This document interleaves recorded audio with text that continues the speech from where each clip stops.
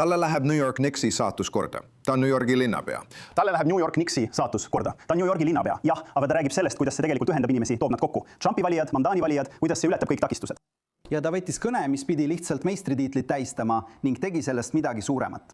Olgu, aga see ei pane mind unustama, et tema naisele meeldis 7. oktoobri rünnak Iisraeli vastu. Nad liigutavad miljonite kaupa hämarat poliitraha, et saavutada üks eesmärk. Säilitada oma võim, et nad saaksid meid üksteise vastu pöörata. Mamdani, New Yorgi linnapea, on pidanud kõne, mida peetakse üheks kõigi aegade parimaks poliitiliseks kõneks. Oi, inimesed, kes nii arvavad, ei tea tegelikult kõnedest eriti midagi, aga vaatame, mida Bill Maher selle kohta ütles. Muidugi näitame seda fantastilist imelist kõnet ja räägime selle tähendusest ja sellest, mida see tegelikult endaga kaasa toob. Aga kõigepealt see väike vastasseis Bill Maheri ja tema külalise Rogue Hanna vahel, kes on täiesti eri meelt selles, mida Mamdani tegelikult mõtleb. Sina arvad, et Mamdani on suurepärane? Jah, arvan küll. Kas sa nägid tema Knicksi kõnet? Ma mõtlen, igaüks, kes on... See ei olnud see, mis mind kõige rohkem murelikuks tegi. Mina ei. Mul ei ole vaja. See on vaatamist väärt, sest see kõne ei olnud ainult Knicksist. Esiteks ta loetleb kõik Knicksi mängijad. Ma ise ei suudaks seda teha Fortune'i kohta. Ta annab... Tal on ükskõik Knicksist. Ta on New Yorgi linnapea. Noh, jah, aga ta räägib sellest, kuidas see tegelikult ühendab inimesi, toob neid kokku. Trumpi valijad, Mamdani valijad, kuidas see ületab kõik takistused. Ja ta võttis kõne, mis pidi lihtsalt tähistama meistritiitlit ning tegi sellest midagi suuremat. Tal on annet. Okei, aga see ei pane mind unustama, et tema naisele meeldis 7. oktoobri rünnak Iisraeli vastu ja et ta suhtleb terroristidega.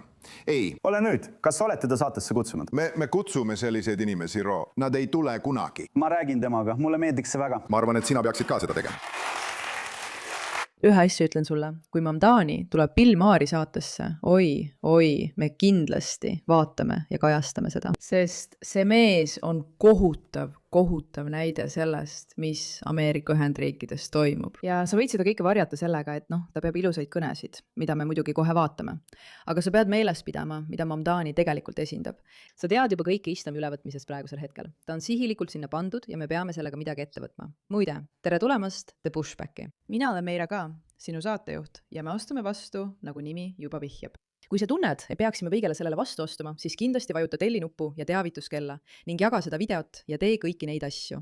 Tere tulemast, sa oled leidnud oma inimesed. Ja meil on veel palju tööd teha. Ma tahaksin temaga rääkida, ta on tark mees ja ma arvan, et sulle meeldiks... Ei. Ma ei ütle, et ta pole tark mees. Ta käis Valges Majas. Ma mõtlen, ta käis seal, ta läks sinna, aga siia ta tulla ei saa.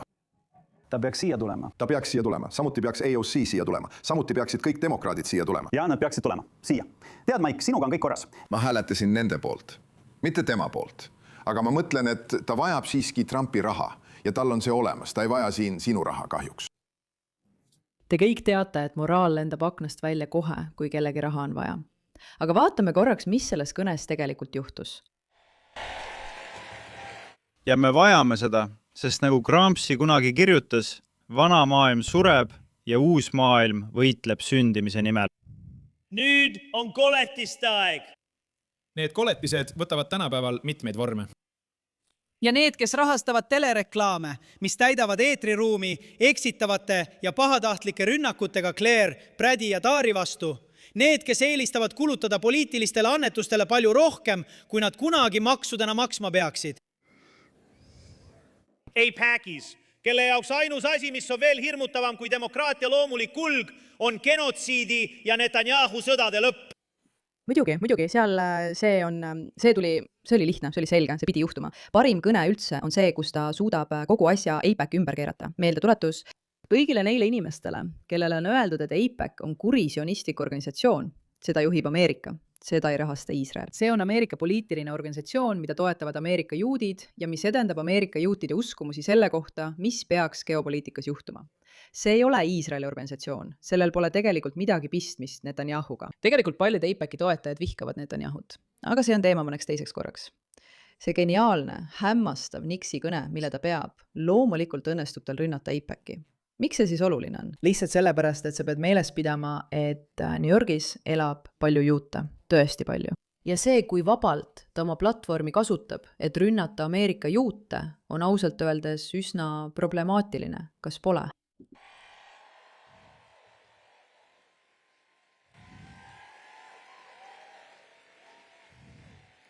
Nad liigutavad miljoneid hämarat raha, et saavutada üks eesmärk, säilitada oma võim, et nad saaksid panna meid üksteise vastu pöörduma, selle asemel, et pöörata meid meie juhtide vastu. Pöördudes selle moraalse muutuse poole, mida me kõik teame olevat vajalik poliitikas, mis on liiga kaua palunud töötavatel inimestel oma ootusi vähendada, leppida vähemaga, rahulduda väikeste võitudega. Samal ajal, kui meie paldad muutuvad aina väiksemaks ja meie kulud aina suuremaks. nii ongi, teil ongi teie sotsialism. Kas keegi teine tunneb ka midagi sarnast? Ma kuulen tema häält ja mõtlen, et ma tean, et sa loed ette tehisintellekti poolt koostatud kõnet. Ja ma tean, et sa lihtsalt surud peale oma ideoloogiat ja teeskled, et oled keegi, kes sa tegelikult ei ole. Aga sa oled sotsialist, islamist, juudi vihkaja, sa oled sina, selle eest sa seisad. Leppida allaandmisega, aksepteerida vastuvõetamatut. Rikkaima riigi, rikkaimas linnas, kogu maailma ajaloos vajame. Meil on vaja, kes hoolib päriselt. Vaatame, mida internet selle kohta ütleb. Mamdani Nixi kõne. Okei, peale selle, vaatame, siin on Mamdani kogu kõne järgmisel lehel. See on kindlasti parim kõne, mida ma olen kunagi sellisel üritusel kuulnud. 13 miljonit vaatamist, parim kõne üldse. Ilmselgelt tead, siin tal on. Täna allkirjastasin ma täidesaate korralduse, millega tühistasin ajutiselt New Yorgi linna uneajad, et igas vanuses inimesed saaksid vaadata meie meeskonda NBA finaalis. Linnapeana oled sunnitud tegema raskeid otsuseid. See ei olnud üks neist. Eduniks. Ma arvan, et see on nali, ma loodan, et see on nali, aga just sellist sisu ta teebki. Vaadake, ma olen ümbritsetud lastest ja ma ütlen, et laste uneajad tuleks muuta, et nad kõik saaksid sporti vaadata. Bla, bla, bla. Ja siis ma pean kõne, milles ma demoraliseerin terve grupi inimesi, kes esindavad New Yorki läbi aegade parima kõne raames. Ja ma olen kindel, et kõik need noored lapsed kuulavad, sest just sellepärast ma siin olen. Ma olen indoktrineerimispartei.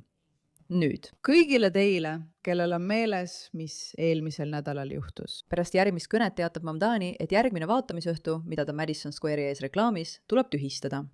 Kas teate, miks see tuleb tühistada? Sest just selline näeb New Yorgi linn välja Mamdani juhtimisel.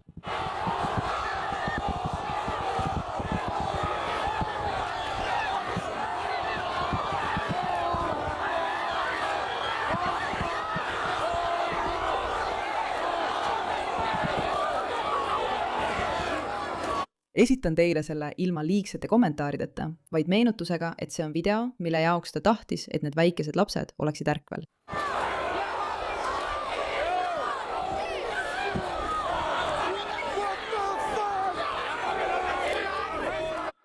Vähemalt me kõik armastame ja toetame sporti. Vähemalt sport on asi, mis meid kõiki ühendab. Vähemalt. Sport on geniaalne ja ilus ja suurepärane koht, kuhu minna oma vaenlastele vastu astuma ja New Yorgile meelde tuletada, mis on hea, eks? Sest APEC on halb, vägivald on imeline ja kõik asjad lõpevad väga imeliselt. Aitäh, et pöörasite sellele küsimusele tähelepanu.